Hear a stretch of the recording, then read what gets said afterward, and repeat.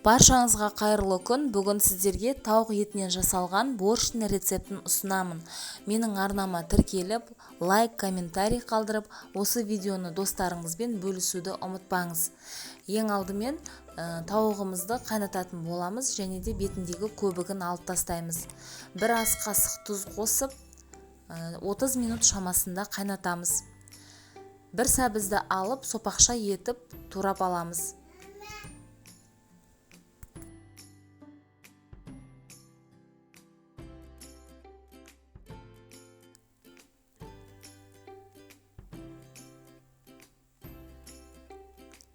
Тазалап алған картопымызды да төрт бұрышты етіп турап аламыз.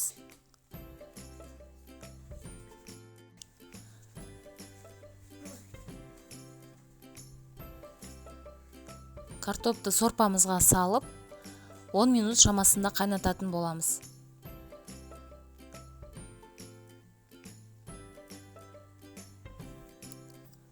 Тазалап алған қызылшаны теркадан өткізіп, майға қуыратын боламыз. Алдымен майымызды қыздырып, үстінен бір пиязды турап, қуырып аламыз.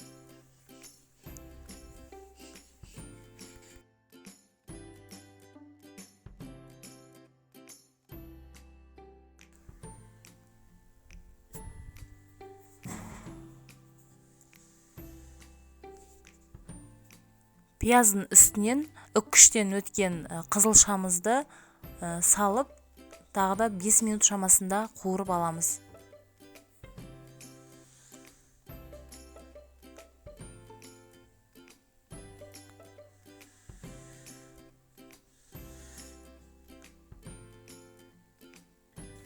Қызылшаның үстінен уксус 9% уксустан бір ас қасық қосып, бетін жауып, астындағы отты төмендетіп, 3-4 минут бұқтырып аламыз. Одан кейін 40 қабатты видеода көрсетілгендей сопақша етіп турап аламыз.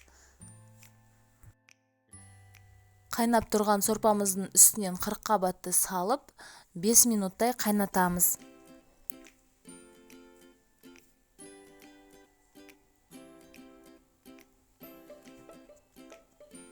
Одан кейін дайын болған қызылшамызды қосып, тағы да 5 минут шамасында қайнатып аламыз. Осымен борщымыз дайын болады. Өте дәмді болып шықты. Үстінен аскөк және лимонды қосып, ішсеңіз дәмі одан сайын керемет болады. Барлықтарыңызға ас болсын. Менің арнама тіркеліп, комментарий қалдыруды ұмытпаңыз.